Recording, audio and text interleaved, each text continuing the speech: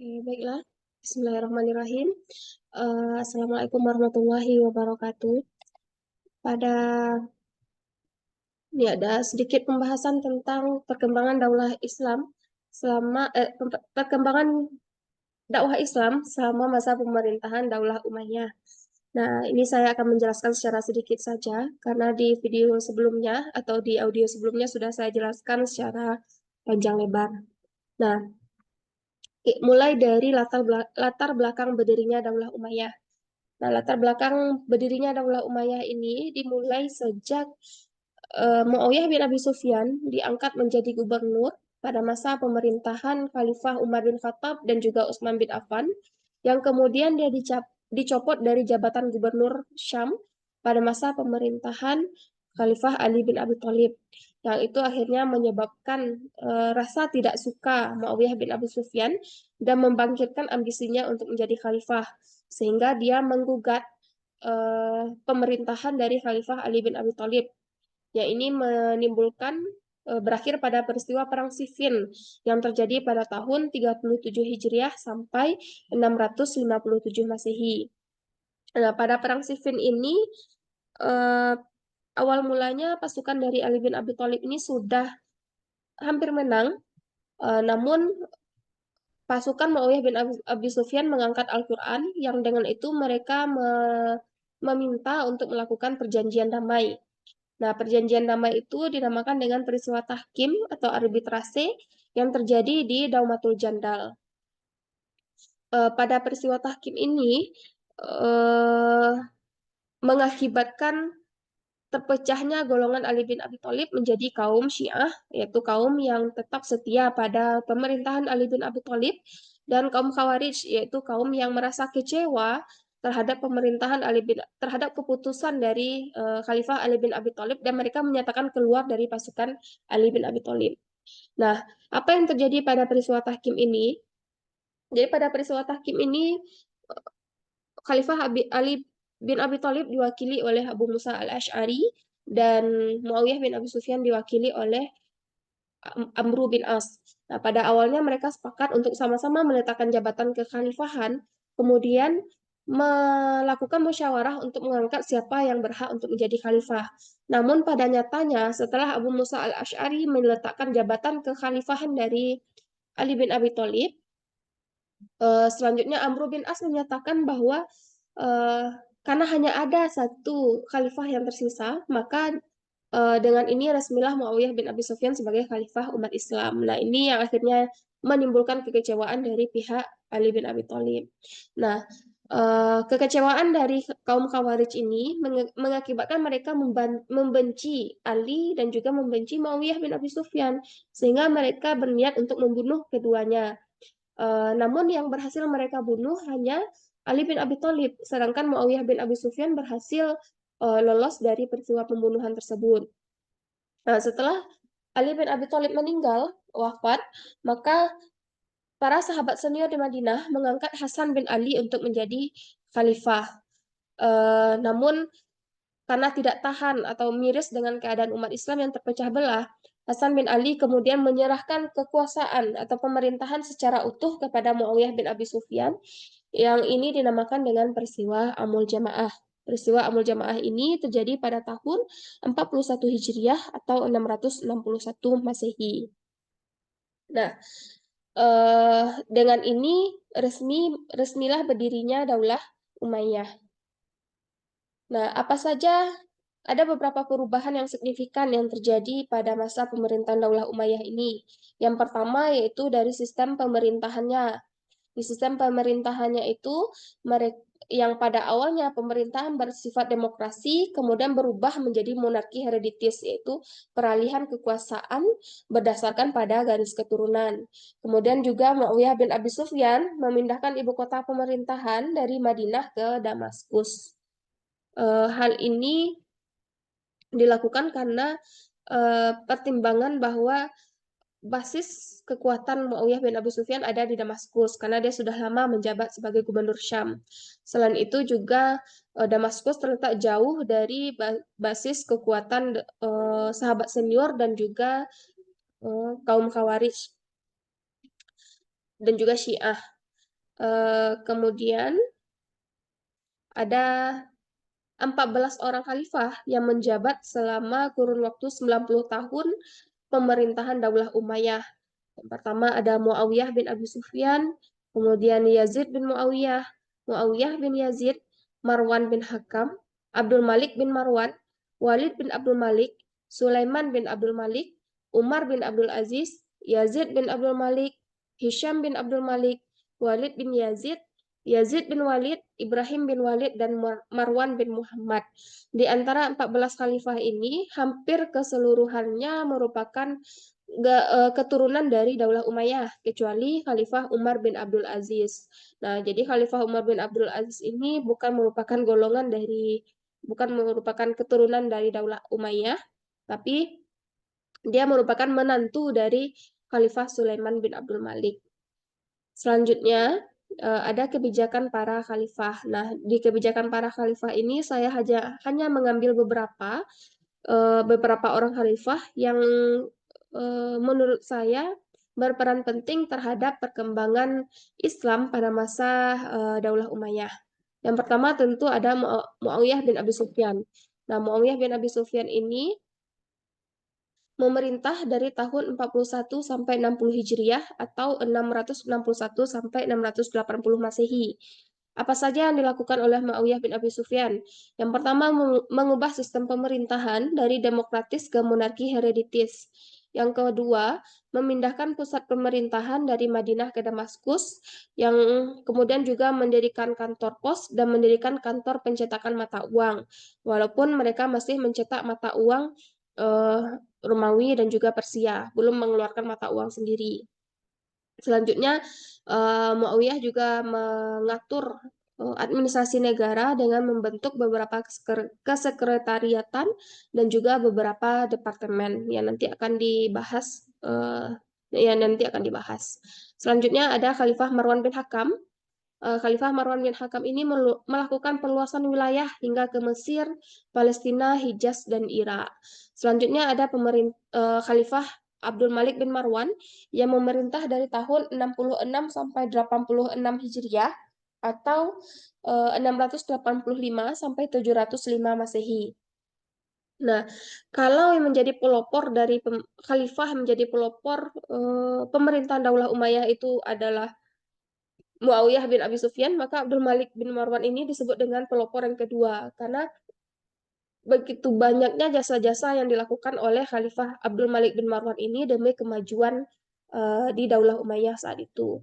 Yang pertama adalah penggunaan bahasa Arab sebagai bahasa resmi negara, kemudian juga mencetak mata uang secara teratur. Jadi mata uangnya ini sudah mata uang Daulah Umayyah sendiri yang di dalam uang tersebut diberikan tulisan Bismillahirrahmanirrahim. Kemudian dia juga melakukan pembangunan gedung, masjid, dan saluran air, serta menyempurnakan tulisan Mushaf Al-Quran. Tulisan Mushaf Al-Quran ini di jadi sebelumnya itu huruf hijaiyah itu tidak ada titik-titiknya. Jadi antara ba dengan nun dengan ta dengan sa itu bentuknya kan sama. Yang membedakan adalah titik-titiknya itu ya. Dan kita sebagai masyarakat non Arab tentu kesulitan untuk membacanya. Nah, disebabkan oleh perluasan wilayah Islam yang sudah luas, yang itu tidak hanya mencakup daerah Arab saja, tapi sudah di luar Arab, maka tentu ini perlu dilakukan. Nah, inilah yang dilakukan oleh Abdul Malik bin Marwan sehingga memudahkan masyarakat non-Arab dalam membaca Al-Quran.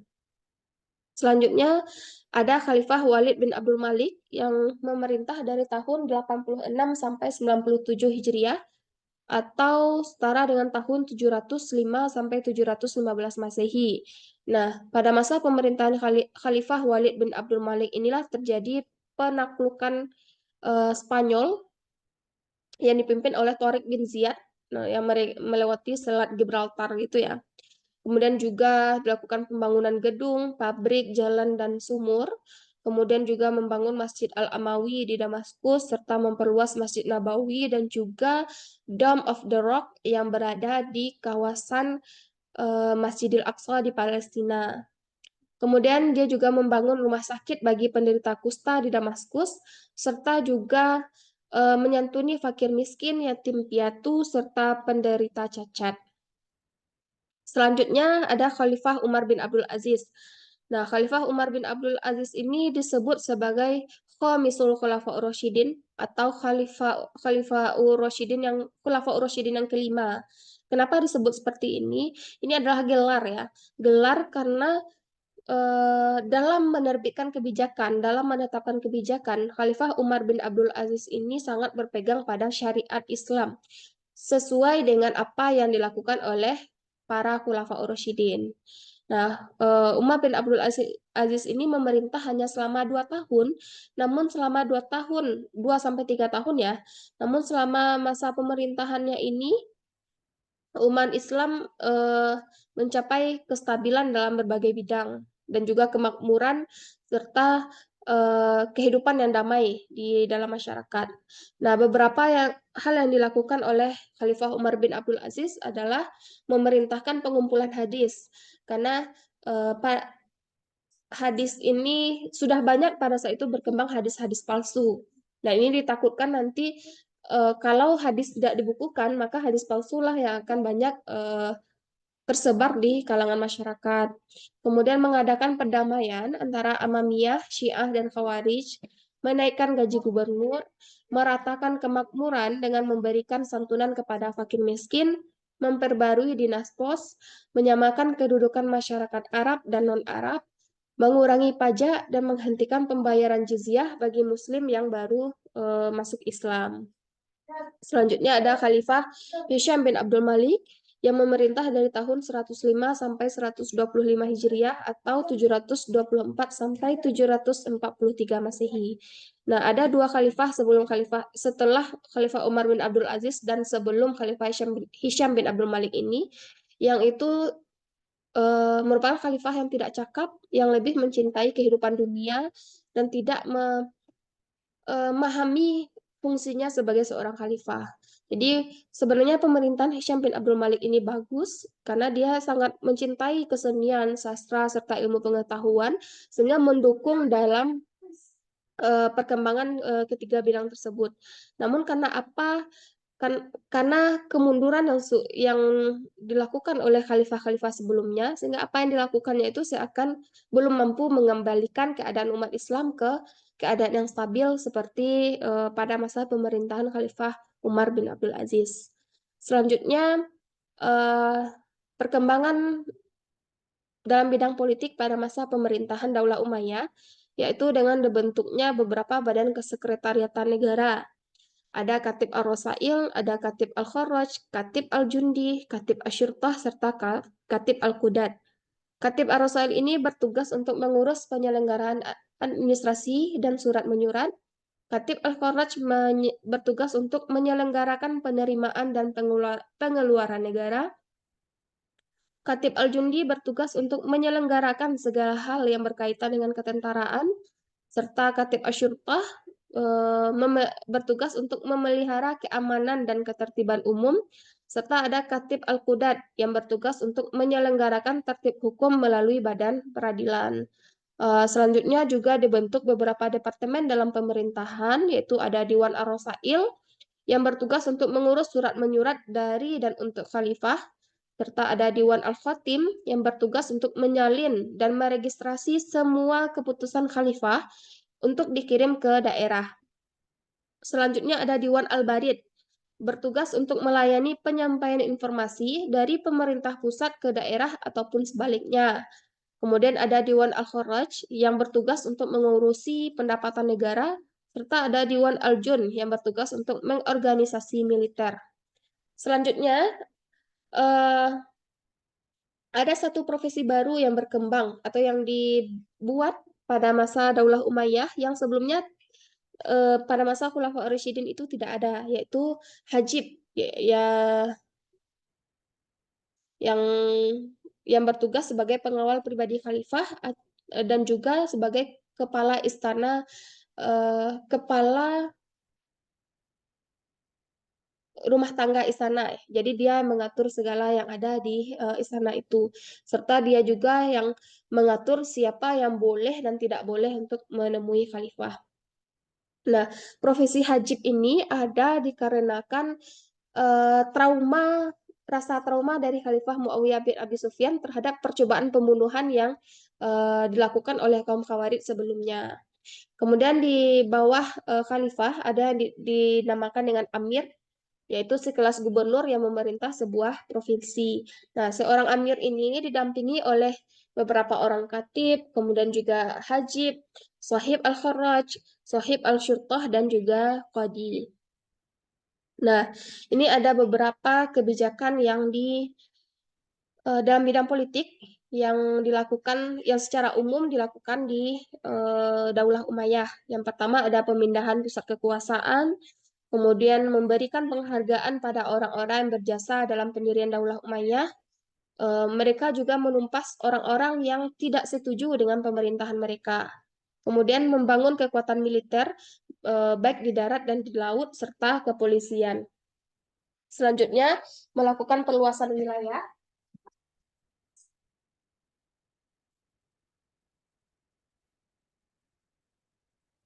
Melakukan perluasan wilayah serta merekrut orang-orang non-Muslim, tapi masih orang-orang Arab ya, sebagai pejabat pemerintahan.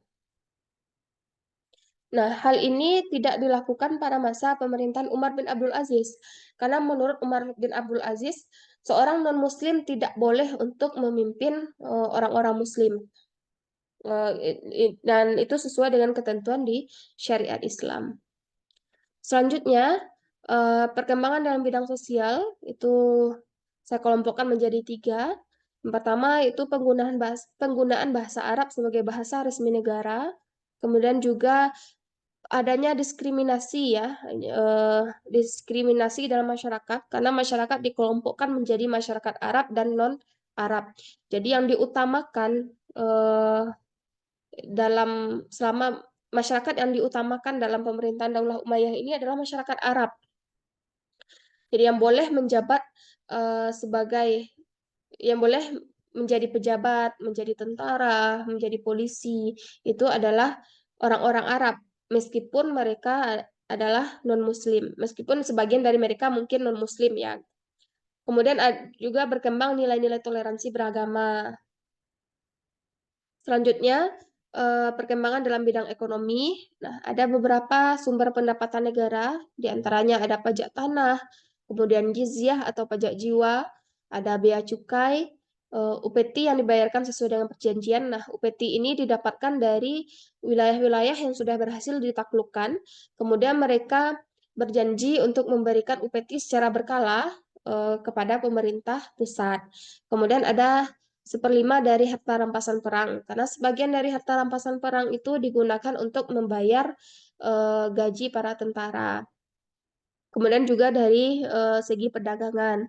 Selanjutnya eh, pengeluaran negara itu eh, berupa gaji khalifah, kemudian gaji para pejabatnya, gaji tentara, eh, dan juga untuk menyantuni fakir miskin, orang cacat, serta anak yatim piatu, dan juga melakukan pembangunan fisik. Selanjutnya, perkembangan dalam bidang seni budaya, eh, ada berkembangnya seni arsitektur yang memadukan budaya Islam dengan budaya sekitarnya. Karena pada saat ini wilayah kekuasaan tidak hanya terbatas pada wilayah Arab saja, tapi sudah di luar Arab gitu. Tentu ada budaya-budaya yang berbeda, yang kemudian dengan dilakukannya perluasan wilayah, eh, budaya Islam dan budaya wilayah yang ditaklukkan itu akhirnya menjadi satu ya, diadaptasikan, dan kemudian terbentuk suatu kebudayaan yang unik. Kemudian juga berkembangnya seni rupa berupa lukisan dan ukiran dinding bangunan, serta berkembangnya alat musik berupa tabur segi empat, seruling, dan suling rumput. Sedangkan musisi yang terkenal yaitu Said bin Misjah dan Ibnu Surayab bin Muhriz. Selanjutnya perkembangan dalam bidang ilmu pengetahuan. Nah, ada beberapa kota pusat ilmu pengetahuan pusat perkembangan ilmu pengetahuan, yaitu Makkah, Madinah, Basrah, Kufah, serta Marbat. Sedangkan perkembangan ilmu pengetahuan terjadi di bidang ilmu kiroat dengan tokohnya bernama Abdullah bin Qusair, ilmu tafsir, ilmu hadis, di antara muhadisin adalah Al-Auzi Abdurrahman bin Amru, Hasan Basri, Ibnu Abi Malikah, Asy-Sya'bi Abu Amru Amir bin Syurahbil, serta perkembangan dalam ilmu fikih ada tokohnya Sa'ud bin Musid, Abu Bakar bin Abdurrahman, Qasim Ubaidillah, Urwah, dan Kharijah. Dalam ilmu Nahwu itu ada Abu Aswad Adwali yang salah satu jasanya adalah menyusun gramatika Arab dengan memberikan titik-titik pada huruf hijaiyah. Kemudian ada juga perkembangan dalam ilmu geografi dan tarikh, ilmu sejarah. Selanjutnya juga dilakukan gerakan penerjemahan buku-buku pengetahuan ke dalam bahasa Arab.